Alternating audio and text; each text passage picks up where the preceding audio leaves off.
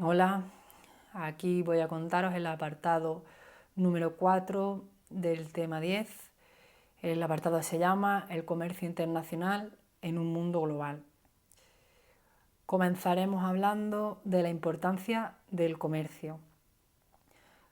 Hemos visto a lo largo del tema cómo es muy importante el comercio a escala planetaria, porque como sabéis los países muchas veces dependen de otros países para, para abastecerse de algunas materias primas o de algunos productos industriales. Pero no solo por eso, sino también se da el caso de que los países cada vez van produciendo más con una idea, con poder incrementar las exportaciones. Recordad que hemos visto la balanza comercial en la que si teníamos más exportaciones que importaciones, significaba que ese Estado iba a ganar más dinero. Pues entonces ese es uno de los objetivos que tienen a día de hoy los Estados. Hay una serie de razones que van a explicar la importancia del comercio. La primera de ellas sería la distribución desigual de recursos. ¿Eso qué quiere decir? Que, claro, no todos los países, no todos los estados tienen los mismos recursos, entonces muchas veces necesitan comprarlos en otros. De ahí la importancia del comercio. Por otro lado, las economías de cada uno de los países va evolucionando y eso hace que también con el paso del tiempo sea cada vez más importante participar en los mercados internacionales. Muchos países que a lo largo de este siglo tenían unas economías más o menos autosuficientes, al final se han tenido que abrir al comercio internacional para poder estar para poder sobrevivir. El ejemplo más claro es China. China ya sabéis que es un país comunista, pero económicamente de comunista cada vez tiene menos. Y por último, los intereses de las grandes empresas. Existen las grandes multinacionales que si cada vez están en más países, pues van a obtener un mayor dinero, ¿no? Bien, ¿quiénes son los principales participantes en el comercio mundial? Pues vamos a tener tres grandes zonas que van a ser las que dominen el comercio mundial. La primera de ellas va a ser Estados Unidos, pero también va a haber grandes intercambios procedentes y que lleguen a la Unión Europea. Y por último, en el sudeste asiático. El resto de regiones del planeta va a participar del comercio mundial, pero no lo va a hacer de forma tan activa. Estos países que hemos mencionado, estas zonas que son ricas, lo que hacen normalmente es exportar los productos que se obtienen ya procesados en la industria, ¿no? Como pueden ser productos de la industria del automóvil, de la eléctrica, de la electrónica, de la química o de las tecnologías. Mientras que los países que no están desarrollados lo que hacen es normalmente contribuir a través de materias primas. Muchas de ellas suelen ser productos, o productos también agrícolas y a veces algunas manufacturas textiles. Bien, os voy a decir ya las actividades para que no me hagáis trampa y os vayáis directamente al final del vídeo. Las actividades son las de la página 192, la 1, la 2, la 3 y la 4. Recuerdo porque parece que algunos sois sordos desde el año pasado o desde el principio de este curso. Se copian los enunciados. Tarea que no tenga los enunciados copiados, tarea que es como si no hubierais entregado. Bien, vamos a detenernos ahora en algunos puntos del planeta para entender un poco con quién y cómo son sus intercambios comerciales. Vamos a empezar hablando de Estados Unidos.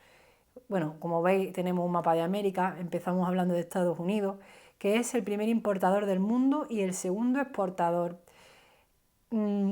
Es el mayor productor del planeta y va a comerciar sobre todo con la Unión Europea, con Canadá, con China, con México y con Japón. Después tenemos los países de América Central y del Sur, que van a tener además cada vez su actividad comercial va ganando en importancia y esto lo que hacen es que comercian con América del Norte, la Unión Europea, China y Japón. Dentro de estos países, en los últimos años, el país emergente más importante ha sido Brasil, que poco a poco se ha ido convirtiendo en una de las primeras potencias económicas de Sudamérica.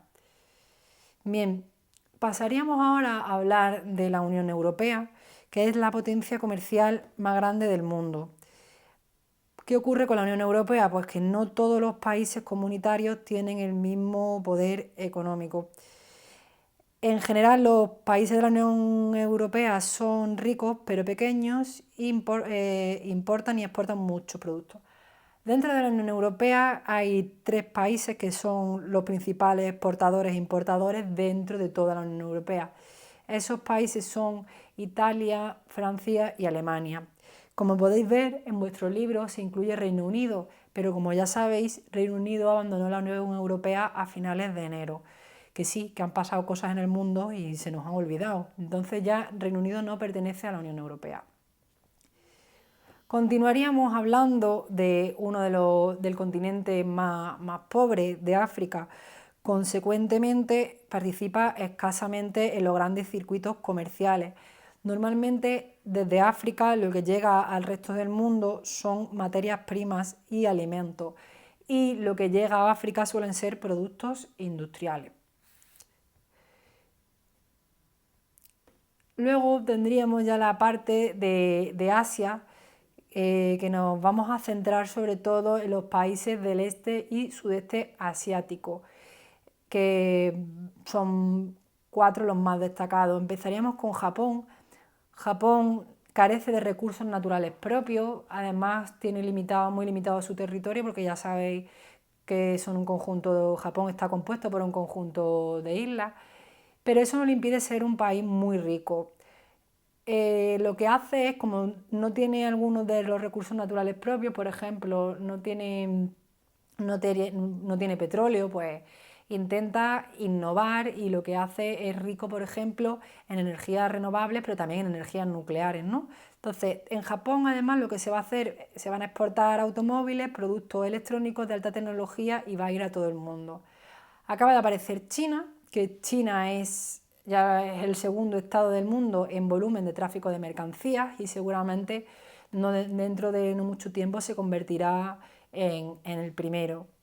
También tenemos India, que desde finales del siglo XX ha ido potenciando su peso en el comercio internacional, exporta sobre todo derivados del petróleo, productos textiles y productos químicos. Ya sabéis, mucha de la ropa de algunas de esas tiendas que os gustan, pues las fabrican en India y no siempre en unas condiciones, digamos, muy saludables para las personas que trabajan en esas fábricas.